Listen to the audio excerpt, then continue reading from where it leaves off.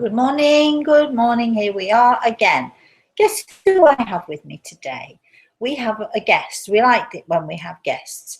I'm just going to call him so that he'll come and sit up on the sofa with us. Come on, baby. Come on. Come on, my baby boy. Come and say hello to everybody. Come on then. I'm showing you because he's had a haircut this week. Come on, baby. Come on. He's asleep. Oh, here he comes. This is it. Hey, now he's laid back down. Cachorro, come. Cachorro, come on. Come on. Yeah, well, no, up here. Come and say hello to everybody. Come on then. Come and say hello. Come on. No, he's not. Oh, here he goes. He's not playing today. We may see him later. He has the most beautiful haircut. Yeah. Ooh. You know, they call him at the place he goes, the Mutt Hut, where he goes for his haircut. They call him the talker because he's the puppy who talks. I don't know if you can hear him in the background there, but he's doing all his growling and he's moaning and he's groaning and he's loving every minute of being fussed, and he's also loving the fact that he's allowed up here today on my sofa. All right, so our topic today is, what is it? What's the spirit world's point of view? From the spirit world's point of view. What's going on from the spirit world's point of view? So that's our topic today. Can they see us? If so, how do they see us? Can they communicate with us? There he is. Say good morning, everybody. Look at that beautiful, look at that haircut. Look, see the ears and everything there. He's such a baby boy. He's such a gorgeous boy. All right, so from the spirit world's point of view, you know, can they see us? Can they hear us? What do they think of us? We're always thinking, you know, the reverse, aren't we? We're thinking that we want to communicate with them, and how do we communicate with them? We're not thinking, do they want to actually communicate with us? And if so, how they go about it? What do they do? What kinds of things can they do to you know, get our attention? So that's our topic today. First, though, we must say, aside from saying good morning to my darling Cachorro, who's a beautiful baby boy, yes he is. Let me see if we can get him moaning. No moaning today. All right then. So also we have Grey Eagle, who is standing to my right side, standing just behind me here, and we also have to my far right, everybody's on the right this morning, to my far right, we, as usual, have our lovely Carolyn. Carolyn, say good morning. Good morning, Carolyn. So there you are. All right, so here we are. And all right, so I'm going to start off with a little story. Some of you will have heard this story before, I know, but it's just my take on the spirit world and how much they can see and how much they're aware of us and how much they can participate in our lives. I remember many years ago, and I'm going back to at least, I dare say it, 40 years. So I've got hair up my nose now. At least 40 years, when I first realized all of those years ago how much the spirit world can see and how much they do know of us. I started using bubble bath in my bath water. Now, people think that it's a joke, that I'm just kidding around when I say that, but actually it's very true. When I first realized how clearly the spirit world could see us and how much they could see and how aware they can be of us when they feel like it, when they want to be aware of us, I sort of, you know, I'm laying in my bath one day thinking about this, and I suddenly realized there I am in all my nakedness, in all my, you know, glory, so to speak. It was glory in those days when I think about it. But anyway, I decided this is a bit too much for me. You know, I'm a very private person, so I really did start using bubble bath in my bath water. All right, so I think what we're going to do, Carolyn, are you in there? Are you in there, or are you struggling, or what? No, I'm in. For some reason, we're having the same problem as we had last week, where everybody else can see you, but I can't. Okay, well, you can see me sitting on the sofa. So I think what we'll do to start with, we'll go and, you know, take some questions so we can get as many questions in as we possibly can. Okay. So, do you want to start with a question for us? She's struggling, I think. Well, Marissa is asking, is that a new dog or the same one? Marissa? I know, he's had a bath. and he's had a bath and he's had a haircut. Doesn't he look gorgeous? He's not new. He's my darling boy. He's my cachorro. He's just, that gorgeous little baby. He's 10 years old now. Yeah. And let's see, tinfoil hater, that's their handle. Tinfoil hater. Oh dear. Oh dear. Says you put what in the bath water? Bubble baths. That soapy stuff that makes lots and lots of bubbles. Don't you have bubble bath in America, right? Of course you do. Yeah. Bubble baths. Tinfoil hater. Do you hate tinfoil? It's so handy for cooking. I'm sorry to tell you, but it really is good for cooking. All right. So let's have another question. Do we? Well, in discussing today's show, we came up with a question: how do spirits feel about ghost hunters? Yes. Now, Carolyn and I were talking about this yesterday because I think I mentioned it a few weeks ago, but we are working diligently. Excuse me, move my pillow around. We are working diligently on looking for places to go for ghost hunting. We did ask for people to send in ideas. We didn't get any, I have to tell you. You're all very silent on that subject. But I was talking to Carolyn about going to a particular place in Sarasota. And, I'm not going to say that the place is haunted, because that would be, because when we think of places being haunted, we think of, sort of one of those places that it's a bit scary to go into, and we envision ghosts and ghouls and all that sort of thing, sort of making their presence known in those places. But I can tell you that this place, and I'll tell you exactly where it is. It's the Ringling, do they call it the mansion? I'm not sure what they call it, but anyway, it's the place where John and Mabel Ringling lived. It's in Sarasota. A great place, and I was asked to go there, so I went in there to take a look to see what was going on there.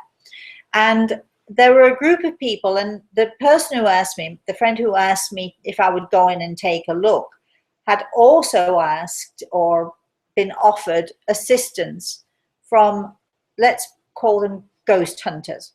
There were these people who came with their machines, with their sound machines and their light machines and their this machine and that machine and the other machine.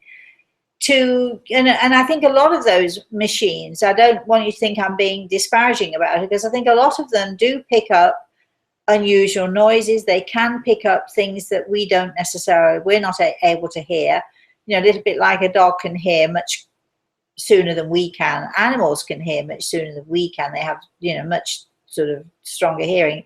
These machines can pick up all kinds of things. Anyway, this group of people came in with me, and this was my second time in there, so I knew who was in there. I knew who I'd be able to talk to.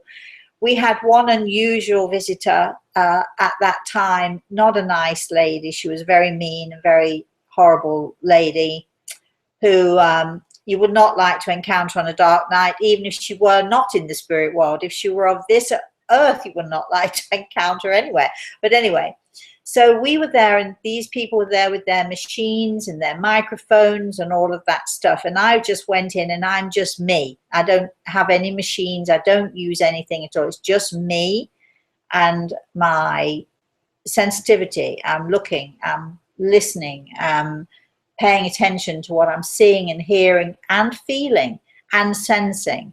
And they're there with their machines.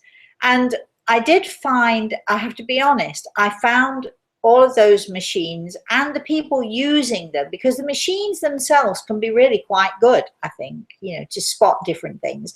Not necessarily accurate, but sometimes I think they can be quite good, and they can, spot things. But it's not the machine that we worry about. It's the person using the machine that is worrisome to me. If you've got someone with anything else, if you've got someone who knows how to use a machine, who is responsible in the way they use it, whatever that machine is, then you've got the best, because you've got the person using it and the machine itself, and the combination of the two can make something really powerful happen, powerful work. But when you've got people who either don't know what they're doing, or they're a bit too excitable, or they assume that every little sound must mean, that somebody in the spirit world is around, when they don't take into into account the creaking of the bones of the house, you know, the structure of the house. An old houses often creak and move because, you know, that's the way of it. So when you're having people who are not discerning, then, you know, never mind the spirit world, whether they like it or not. I don't particularly like it either, because, you know, either you're going to be discerning and you're going to be sensible, or you're not. I also feel that when people, you know, go in with machines, and, you know, you've got to trust these people, because honestly, you know what technology is like. They can go back, they can play it, they can add things, they can detract things. Do they actually know what they're listening for? So again, it's about the person using these tools as rather than the tools themselves that is the issue. And if you find someone who's really, really good and, you know, responsible, you can get some good results. And if you use somebody who is really off the wall and doesn't really know what they're doing, or trying to make something out of nothing at all, which is sometimes the way, then, you know, that's not so good. Does the spirit world like it? Well, I can, you know, I don't think they care one way or another, because it makes no difference to them. But when I was at the Ringling this particular time with these ghost hunters, I have to tell you that there was a point where Grey Eagle said, enough, because they were interfering with my hearing, my sight, my sensitivity. They were just basically getting in the way. The microphones, you know, when I started to work, and at one point I went into a sort of a semi-trance state, and the next thing somebody shoves a big microphone over my head. You know, no, you can't do that. You're disturbing the energy. You're disturbing the energy of the medium when you do that. So at some point we had to ask these people either, you know, sort of back off, go back into the far distance where you're not going to interfere with us, or, you know, stop altogether. So, you know, I think I answered that, right? I think I really well and truly answered that. Next question. Are you in there now or not? Can you not get me? Can you not get me up on the screen? No, I can't get you on my phone either. Do you care? Well, except for somebody else is having a hard time viewing you as well. Oh. So I'm trying to figure out what it is. Oh. No, I can't pull you up on it. I can chat with people, but I can't see you Is at it all. the, could it be the internet? Yeah, I'm thinking. Only one person is having a problem seeing you. We do have a quick story from Jean. Hello, Jean. She said she saw a hawk across the street from my house, and when I left, I yelled at the hawk to please leave me a feather. When I got back, the beautiful hawk passed away and was in my yard. Oh. And I buried him. Oh. And then she said, did you pluck him first? And now I have a beautiful feather. Oh, great. Yeah. Oh, yeah. Well, you know, maybe that's a good thing too, because you were obviously chosen to do the right thing by that beautiful bird. That's a shame. That's a sad story, but it's a good story as well, because we know that even though we die, we survive. So you have to treasure that feather, because I think perhaps you were chosen to take care of the hawk in the way that it would want to be taken care of. It's also a message, I think, to you, you know, from the spirit world. Nice, very nice, Jean. Nice. I like that. Quite like that story. Sad story, but a good story. All right. Give a little healing to Marissa. She's been on our show before, but she's going to the doctor today for her eyesight. She's in a lot of pain today. Oh, Marissa. Well, we'll certainly put you on our healing list. And you know, if you can send us a little bit more detail, send it to rosemary@rosemaryaltea.com to our email, and we'll certainly put you on the list, and we'll send you healing. And please, darling, can you just let us know when you've been to the doctor and you've got all your prognosis and all the rest of it? Can you just write to us and let us know how you're doing, because we really do care, and we'd like to know what's going on with you, so that we can help you a little more. Okay. Next question. Okay, this is from a lady who would like to remain anonymous, so we'll just call her S. Okay, then S. And she's very nervous Can we call her Sarah or Susan or Sally or Sweetie? I'm going to call you Sweetheart. Yes, Sweetheart. Yes. All right. You're nervous about my answer? Yes, she is. Oh, ooh. All right then. She says, I'd like to marry a man that I've loved for 1 year, and at the beginning he wanted to as well. Now he prefers to wait some time. I have a fear he is not sincere with me, hiding his real emotions.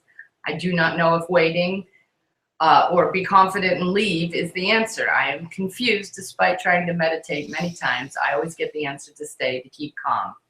I feel insecure and I want to be quiet to follow my projects for new jobs. I am 42 and I do not want to lose time to construct family in the sense that I want it despite my age and my mistakes. Okay. All right, sweetie. Well, there could be a couple of things going on here. You say that he wants to wait, but are you saving and planning while you're waiting? Are you saving for the wedding of your dreams, or is he just fobbing you off or putting you off? If you're saving and making plans with him, not just on your own, with him, and he's involved and he's as keen to make plans as you are, then obviously, he's thinking of, waiting for financial reasons perhaps, or, waiting. But you're 42 years old. There's no reason for you to wait until you're old enough, is there? So, why is he waiting? Is it because of financial issues, or is it simply because he just doesn't want to commit? You know what I'm going to say, which is why you're nervous. It seems to me that he is reluctant to commit. All right? So you can do one of two things. You've got choices here. I'm not going to tell you that you should ditch him, because if you love him, you love him, and that's the end of that. But when we hang on to a person, we hold on, even though we know at the end of the day there is no hope, or they're not going to marry us, then we're simply putting off the inevitable, which means you're getting older by the moment. And, another 2 or 3 years, you want a family, you tell me, you want babies. Well, you're 42 years old, so you better move it. You better move along there. Now, my daughter was 42 or 43 when she had her son, but she was considered by the medical profession as old at that point. And you never know down the road what kinds of difficulties you're going to have, sweetie. You're never going to know whether you're going to conceive easily or not, and as I'm saying, that biological clock is tick, tick, tocking away. So you have to think of that. And if he's not ready to commit now after a year, unless it's a financial reason, you really don't, doesn't sound good to me. You have choices. But what I would say, whether you stay with him or whether you move on, what I would say is this. You said you've got plans, you want to do things, you want to try new jobs, you want to try new things. Well, you can do that even if you stay with him. If he objects to doing that, you've got an issue there, you've got a problem. You can't wait around for anyone. You're 42 years old, you want a family, move it, move it, move it. That's what you should be doing. If he wants to come along with you, to move along with you, that's great. If he doesn't, you need to move along by yourself. If that means that, at some point he falls by the wayside, then that's what happens. Just because you love him doesn't mean he loves you. You do not want to be with someone who is not willing to commit to you heart and soul. You just don't want it, because you know that down the line, is he waiting for something better? Is he thinking maybe something else around the corner is going to be better? He should be so eager to marry you, to cherish you, to worship you, and not necessarily to marry, because some people don't believe in getting married, but at least to be together and committed in a full-time relationship. And if he's not that way, do you really want that? Do you really want a man who's only half-hearted about how he feels about you? Because I certainly wouldn't. Of course, I'm on my own, so there speaks for me, right? So, you have choices, but at 42 years old, you better move it, move it, move it. And I wouldn't wait for him in order to get going on your job, or to get going on your plans and your dreams and your hopes. If you can't do it with him, do it without him. He'll either come along and make that commitment when he sees that he could lose you, or He's not worth it, and you lose him anyway. And then you know that even though you loved him, he doesn't love you. Not enough. Let's have our next question. You were answering, it was Jean's story about the hawk, and she missed what you said because she's the lady who couldn't hear you. Oh. So she's asking, what did you think about the hawk, if you could repeat that? Fabulous, fabulous. It's a very sad story, Jean. I think, you know, as I said a minute ago, I think that, you know, it seems like that hawk looking at you, sitting there and looking at you coming out of your house. It seems to me that you were chosen, and maybe he thought that you would be the one to, you know, to maybe giving him a little ceremony and give him a little nurturing and send him on his way in a good way. I think that was for you also to, you know, because I think that, you know, that hawk trusting you and saying to you, I'm trusting you with me, I'm trusting you to do the right thing with me. I think that hawk is basically confirming that those in the spirit world do trust you, they do love you, they do care about you. I'm not sure if I would have been tempted to pluck the whole bird and take all the feathers. I know you took one, good for you. I think it's fantastic. You put that feather somewhere pride of place, because that feather is a symbol to you that the spirit world loves you, they adore you, they care for you, and they trust you, that's a huge thing. All right. We've got a question from Nate. Hello, Nate. Good morning, Sister Rosemary. Are our senses increased when in the spirit world, and can we fully sense what is going on in the physical world? It's a great question. You know, I could say yes across the board. Some people, when they go to the spirit world, they don't want to connect anymore with the earth plane. They just want to move on and, you know, go ahead with themselves. But most people who leave here, they you know, they have family, they have loved ones who are still here. So what's going on in this world and what's happening with their family is very important to them. So of course they do pay attention. Can they see everything? I think I just mentioned the bubble bath in the water. I'm not kidding around with you. You know, yes, they do see.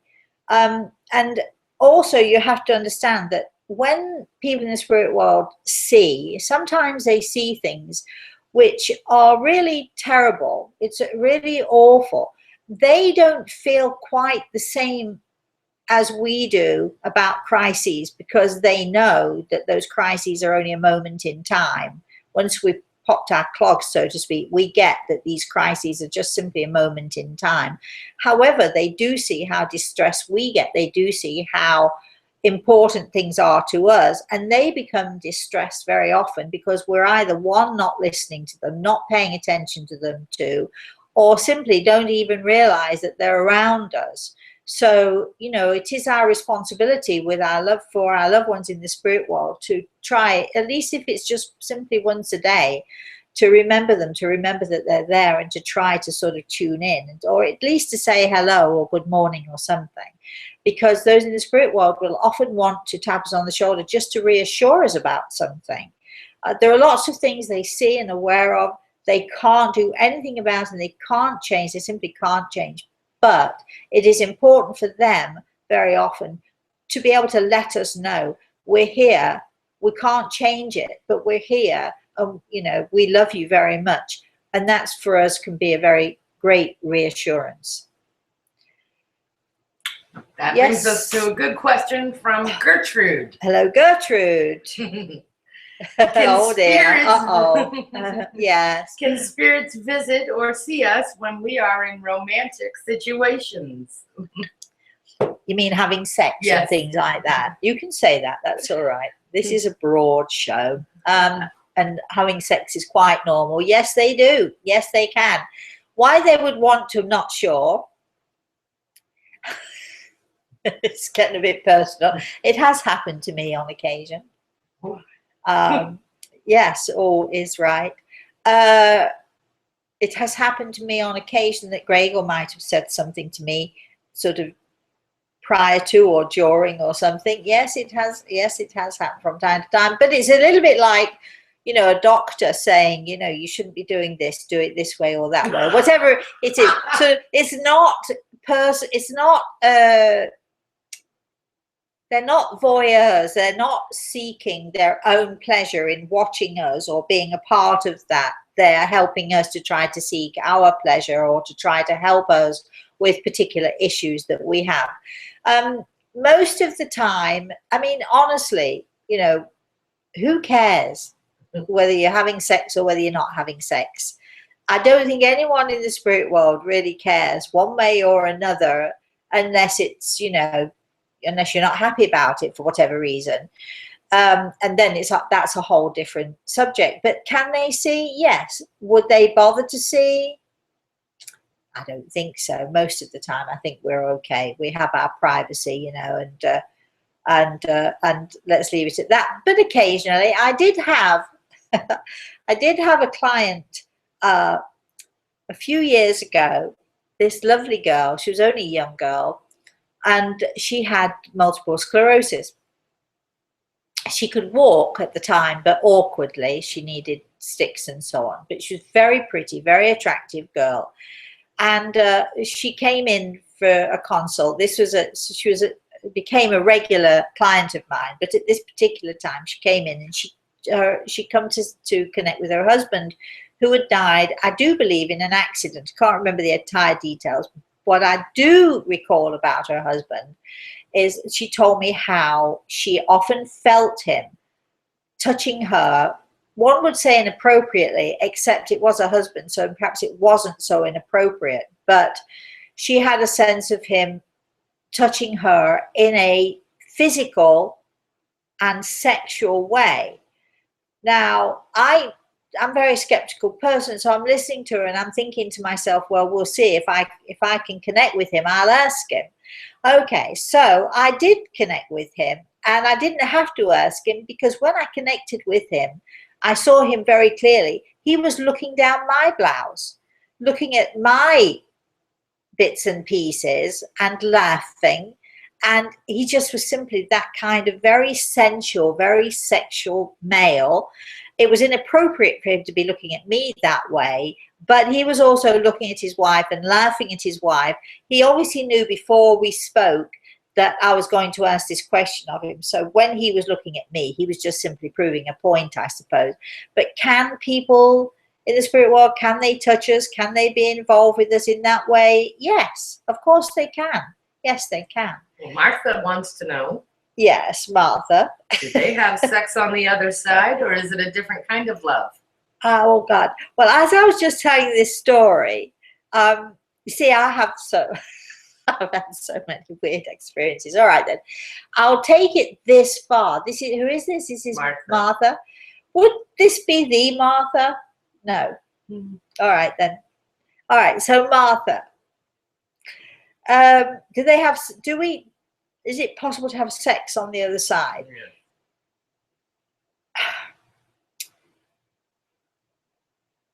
Yes and no. It's not the same as a physical. Well, it is actually. Wait a minute. It's not the same type of physical sex, but it's the same thrill and enjoyment of a really good sexual encounter. Let me put it that way. Can be the same, actually more so than the best sexual encounter you've ever had. It depends on your sexual encounters. You know, it can be really incredible, but it's much more about the energy and the feeling of energy as opposed to the actual physical act of having intercourse. Let's put it that way. But having experienced it myself, yes, how would I experience it? I have actually experienced this with someone in the spirit world. It's weird to say this, but I have experienced it, and I wasn't sure at first what was quite happening. I have to tell you, I was very pleased with what happened, but it's also one of those situations that you have to understand fully to understand actually what is going on. But it can be quite an incredible experience. That's as much as I'm saying about that for now, anyway. Wow. All right. Do we? Let's see. I think we should move this show along. Moving now. right along. Elsa from Canada asks. Hello, Elsa. Do spirits see exactly the same things we see? World conditions, wars, weather problems. Yes. if it's important to them. For instance, if somebody in their family is going to be experiencing, let's say, a tsunami or a nasty hurricane or something's going to go on, yes, they can absolutely know about it. They can see it. They can be there with us even while it's happening. So that's, you know, that's another interesting thing that can happen. And, you know, they can participate with us. They can't necessarily change it, although there are times, it's going to sound weird, there are times when we can actually change a course of something by using our energy and combining that energy with the spirit world. In one of my books, and I'm not sure which one it is now, but in one of the books I talk about my experience in Egypt, where, and I think I talked about this on a show a few months ago, where I was in Egypt and I wanted to go on a felucca, and a felucca is one of those little tiny boats with a single mast and the sails, and you see them if you go on the River Nile. You'll see all these little Arab boys, and they're out there with the feluccas, and of course they take the tourists out because the tourists all want to go out on the River Nile in a felucca and have that great experience. And I was in Egypt, and I was down by the River Nile this one particular time, and I was there for 3 or 4 days. And for 3 days, every time we went down to the river and tried to get going on a felucca, nothing was happening. There was no wind of any kind anywhere at all. It was just like completely still. So the river was totally empty of boats. Nobody was making any money. On the 4th day, it was my last day at this particular, I was down in the Valley of the Kings at the time, and on this particular day was my fourth and final day in this particular area where I'd have this chance. So I got on a felucca. The boys, there were 2 boys on this little boat. They were happy to take my money. But at some point, they were going along, they were using a pole, and they were dragging us along, the River Nile using the pole. And I'm thinking to myself, oh, a bit fed up with this. This is not the experience that I'd hoped for. So I said to Greg, is there anything we can do? And he said, yes. So he and I went to one side of the boat, and I sat and I meditated, and I asked Greg, and we, using energy and using certain techniques that I've developed over the years, we began to build and build and build on that energy in order to create wind. And we're sort of sitting there by ourselves, and these 2 Arab boys kept looking at me. They obviously knew something weird was going on, because I was sitting there with my eyes closed and my hands up, and I was meditating and trying to sort of create this energy and this power that we needed. And they're sort of watching me out the corner of their eye. And at some point, one of the sails, because they were furled around the mast, the sails started to flap a bit. They flapped a bit more, and then the next thing you know, there's a massive gust of wind, and then the next thing you know, over a period of the next 5 or 10 minutes or something, that whole river was filled with these little sailboats, these feluccas.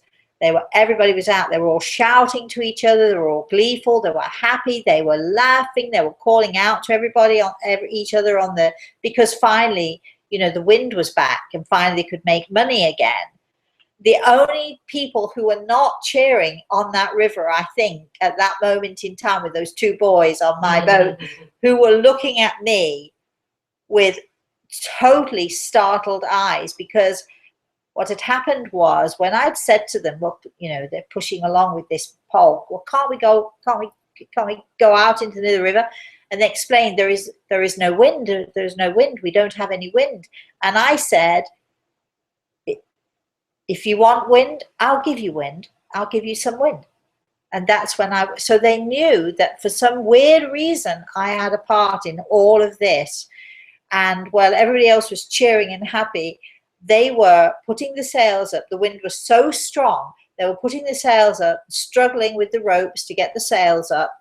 And they avoided me. They kept several feet. I mean, there was only a little boat, but they kept on this side of the boat as far as they could get, looking at me very suspiciously, knowing that I'd done something, and the sail was up, and they looked at me and they wouldn't come near me, and I just shrugged and I said, you wanted wind, I gave you wind. Well, with Grey Eagle, but I was so thrilled and so excited that we were finally out on that felucca. So can you actually change the course of something? If you want something badly enough and you can use your energy, sometimes, not always, but sometimes you can make changes. You can make changes that nobody thinks possible. I was at a wedding in Florida a few years ago, a very important wedding for us, for my daughter. She was, one of the main people going to be in the wedding, and there was a hurricane coming in, and my friend, the mother of the bride, came to me and said, do something, because at the point of when the wedding was going to be, this massive thing was coming in, this huge storm was coming in and was planning to land just as the wedding ceremony was about to start. She's do something. So again, I don't know how much I made a difference or how much it would have just turned on its own. I don't know. But anyway, you can sometimes change things with your energy, combining with the spirit world, who can see what's going on, and they can see, and they can sometimes help. Many times they cannot help, except that they can let you know that they are there, even though they can't necessarily change the circumstances. They are there for you anyway. But occasionally they can help you to change the circumstances. And hey, it's always worth trying it out. Just got Sarah, who's been trying to connect, and she's been bumped off 3 times now, Hi, so Sarah. done. Oh, but she did say, she said, the subject helps me today, going through the 5-year anniversary of Mom's illness and exit. And then after she was bumped off the 3rd time, she said, maybe God trying to have me let go of things with Mom.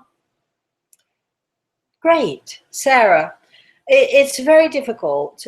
We lose our parents. It's very difficult when we're close to them. It's very difficult because all of a sudden, we lose them, and now we're orphans, but we're not used to being orphans. So that's tough.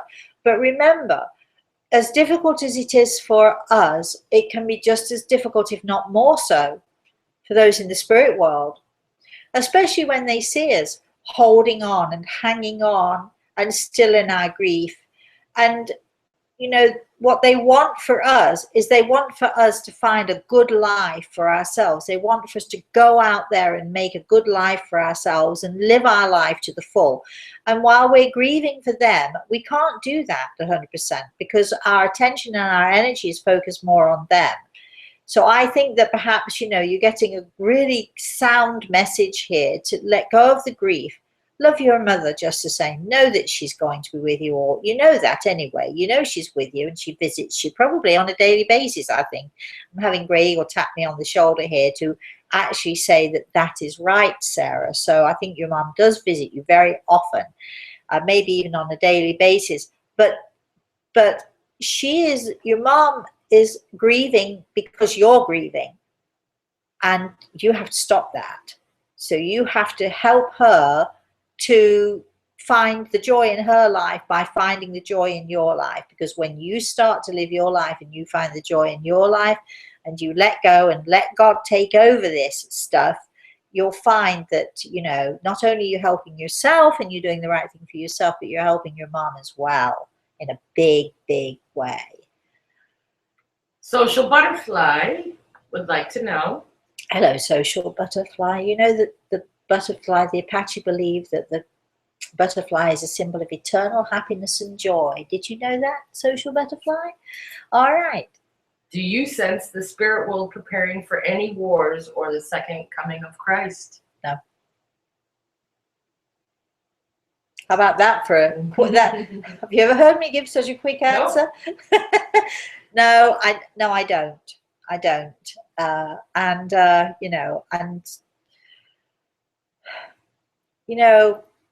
going to talk about the second coming of Christ just for a minute here, because those of you who know me well know that I am a big lover of Jesus Christ. He is my savior. He is my friend. I'm not looking for a second coming from him because he's in my life on a daily basis. I don't feel that he's gone anywhere. He's with me, and I think he's with, you know, all of us who believe and all of us who want him to be there.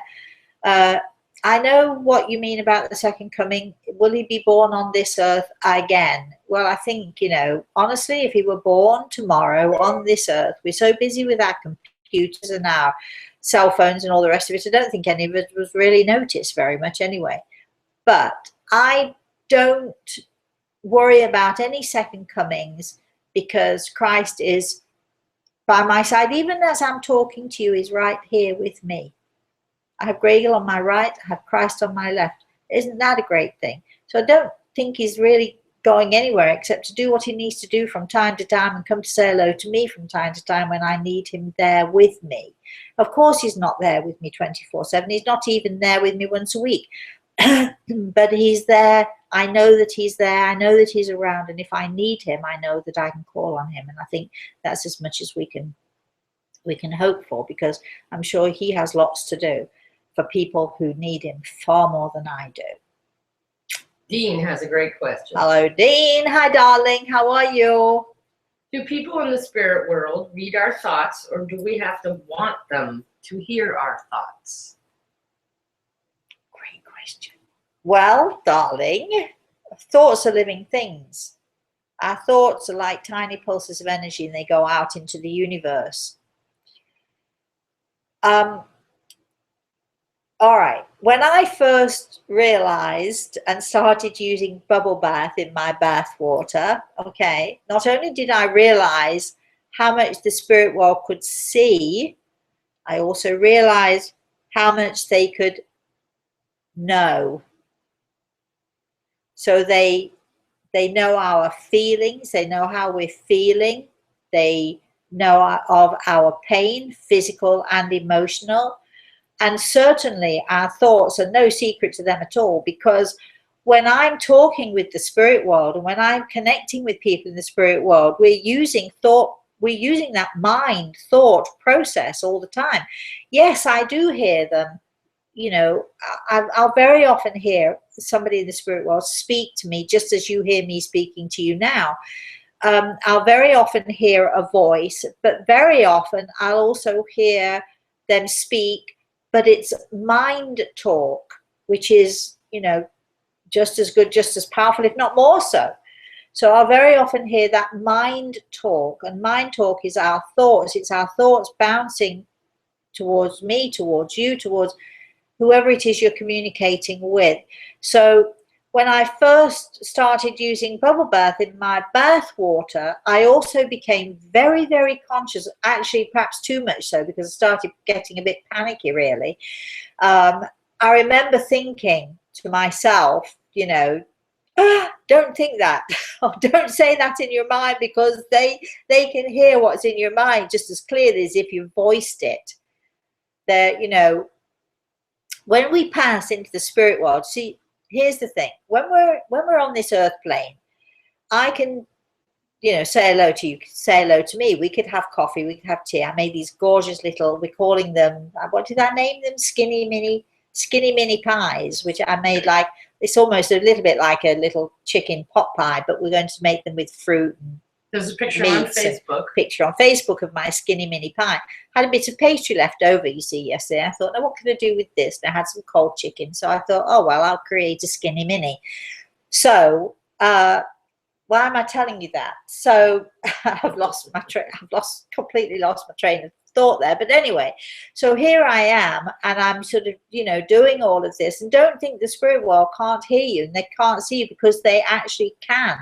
So, you know, their thoughts are your thoughts. Your thoughts are going out into the universe. When I'm saying to Greg, or what do you think about me putting some you know, some Beaumont in here, and I'm not saying it out loud, we are using our mind talk. He hears me. We talk back and forth with mind talk. Mind talk is the most powerful and positive possession that we can you know, that we ever can have, that we can ever use. So, you know, they hear everything. And so, you know, if you curse in your mind, you know, if you say, oh, bugger, but you're only thinking it, don't think that you're only thinking it so it doesn't matter, because it matters a great deal, because those in the spirit world can hear it just as clear as if you shouted it out loud. So, yes, great question. I like that question, Dean. Jan and Bob are with us. Hi, Jan and Bob. How are you? Are you back yet? No, they're not back, but this is their first time joining us live. Okay, all right then. And let's see. Do they have a question? Nope, just sending their love, and Hi. would like to be put on the healing list. Oh, what's going on then? She doesn't explain. Well, certainly you're on our healing list, but you need to email us and let us know then. So if we can help you in any way, darlings, you know we will. And we can't wait for you to come back and have dinner again this time. Maybe you can come to my house and I'll make them skinny mini pies. All right, go ahead. Bob would love those. Bob would love those. Really? Yes. All right then. All right, Deborah. Hi, Deborah. Deborah you just had a consultation with her. I She did. says, yes, you saved the family from the tragic. Yes. Deborah. Yes. Oh, that's so exciting. Yes. She says, my mom has been grieving for this past year and it's getting worse. Is my dad aware of it, and why isn't he trying to help her? Well, Deborah, that's a really great question. Yes, he's aware of it, totally, and absolutely he's aware of it. Don't think he's not trying to help her. But if your mother wants to remain deaf, if she wants to remain, you know, separate from it, or if she just wants to, you know, so sometimes we become so depressed that we get insulated. We go inward with our thoughts and with our emotions. And it's very hard then for us to see anything that's going on outside of us. It's very hard also for us to see how we are affecting other people and what's happening with the people around us in our life, whether they are on this earth or whether they are in the spirit world. Your father can only do so much. If your mother won't look up, he can't help her. When I say look up, I mean look out of herself and somehow try to get herself out of her, you know, going inward thing. And it's not easy to do. You know, they've obviously been together a long while. They obviously loved each other very much. So somehow, if you can sort of help her to understand that, you know, just because he's not here physically doesn't mean he's not there in every other way. Come here, baby. You know, so if you can sort of, you know, help her to understand that, Deborah, then, you know, then she'll start to come out of this. But you can't, you know, you can't blame the spirit world for not helping us, because, you know, I think I've mentioned this before. You know, I always say that I'm that person who goes around smashing windows, because, you know, if we don't let them in, if we don't acknowledge that they're there, it's a little bit like the spirit world is, you know, banging on the door, tapping on the window, trying desperately in one way or another, hi baby, to make themselves heard, to make themselves seen, or, you know, and if we don't acknowledge them, or we're not aware that they're there, all they're doing is banging, banging, banging, but they can't do any more than that until we let them in. I'm the person who opens the doors. I smash the windows. If you can't open the windows, I'll smash the windows. I'll go in. I'll let them in. But, you know, I'm so sorry about your mom, Deborah, and it's a tough situation. You might want to let her listen to this. Maybe let her listen to this, because I will tell her absolutely that your father is with her. Her beloved husband is with her. And boy, is he ever, Gregor tells me, is he ever trying to bang on that door to let her know that he's around her, and that he's trying to show her that he isn't dead, that he didn't die, because we don't, you know, that he's still very much around. But it's up to us. You know, those in the spirit world see us. They see everything around us. They see what's happening to us. If they're interested in us, and if they love us, they are there for us. Not necessarily, again, I'll say it 24/7, not necessarily every minute of every day, but they're certainly there often enough. But if we don't let them in, or if we don't acknowledge them, or if we don't acknowledge that at least there's a possibility that they're there, how can they communicate with us if we're turning a blind eye or we're showing a deaf ear? How can they communicate with us if we're not willing to listen or to look? And that's that's what, you know, your mum needs to do now. She does send a little note saying, we have had so many signs. The other night a bird flew in front of us at nighttime, then sat by the pool with the kids swimming. Well, nice. That's very nice. That's lovely. But you see, now, if your mother's not going to acknowledge that, or if she's only half acknowledging it, but she's so depressed within herself that she then goes back into herself, you know, you not only can you not help her, your dad can't help her either. She's got to get out of this herself. She's got to start paying attention to the effect that she's having on the rest of the family. And, you know, I'm going to sound horrible when I say this, but, you know, when we get into that depressed state, and I've been in that depressed state, we become very selfish. We get, you know, we don't want to know how our attitude is affecting other people. Certainly we don't want to know how our attitude is affecting those in the spirit world. We don't want to know when we're hurting other people, whether it's people who are on this earth plane with us or whether it's people in the spirit world who are with us. Sometimes we don't want to know because we just selfishly want to be in our own world. So perhaps your mum needs a gentle kick up the bottom, which if you let her listen to this, I'm trying my best to give her a gentle kick up the bottom. Stop being so selfish with your own feelings, darling.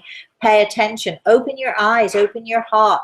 He's trying, you know, he's banging on the door. He's trying to get through, but you're not letting him. I think we'll have to continue this next week. We've got still a few more questions and everybody's still seeming involved, but we are running out of time. We are running out of time. Do we have time for one more quick question? One more quick question. Marissa asked, do they have food in the spirit world? Great question.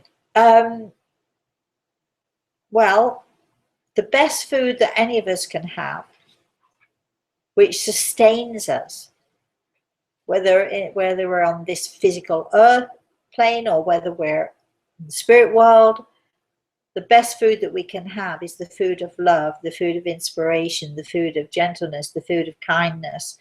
We feed each other with this. Sometimes we can feed each other poison when we have negative thoughts or poisonous thoughts or mean thoughts or angry thoughts. We poison ourselves with those thoughts and we poison others with those thoughts. So the kind of food that we have in the spirit world has to be of some value, some good, positive value. We can feed our loved ones in the spirit world every day by sending them love. I'm not sure that anyone in the spirit world would ever again sit down to steak and chips, as we call it, steak and fries, or not sure that, I mean, I do know that Grey Eagle can experience my skinny minis or my whatever else. What else did I make this week? I made a delicious, huge quiche. Yes. Which is we're having for lunch. Yesterday we had quiche yesterday. We had quiche yesterday, so we're having that again today. Yeah. So, you know, I'm not sure that they can taste all of that good stuff in that same way that we do. I'm not sure they use, I mean, I know they don't use knives and forks. I've never seen anybody do that. But certainly the food of love is what we should be sending to them, giving them on a daily basis. Is what we should be giving each other on a daily basis. And be very careful, all of you who are angry about something or frustrated about something. Remember, thoughts are living things. Our thoughts go out into the universe. They touch those in the spirit world. Those in the spirit world feel those thoughts. They sense those thoughts. They're affected by negative thoughts as well as positive thoughts. When we send out our negative thoughts, we send out a little bit of poison out there into the universe. So be careful, darlings. Be very careful. When I realized just how much those in the spirit world can hear our thoughts, know our thoughts, feel our thoughts, sense our thoughts in every way, I had to really reverse my process of thinking. And even now, today, when I'm upset with someone or angry with someone or whatever it is, I find myself going off in my head, and then I have to bite my tongue and say, oh, wait a minute, no, I can't do that. No negativity. So also, I can tell you this, positive thoughts keep you young. Some would say young and beautiful. So just, you know, keep going with those positive thoughts. In the meantime, we do have now, maybe we'll continue this next week. So if you had any more thoughts or any more questions, don't hesitate. Email them or join us live next week. Email them rosemary@rosemaryaltea.com. To all of you on Meetup, we'd like to say a hi. I'd like to say a very, very, very, very, very huge, huge thank you to Maggie for the chocolates. Again, my favorite dark chocolate cherry. Fabulous. Thank you, darling. And yes, there is a box of milk chocolate. I might just give them to Carolyn. You never know your luck. It depends. We all know I'm not a sharer. I'm a carer, but I'm not a sharer. Especially not of chocolate cherries. I want to leave you with this little thought before we go.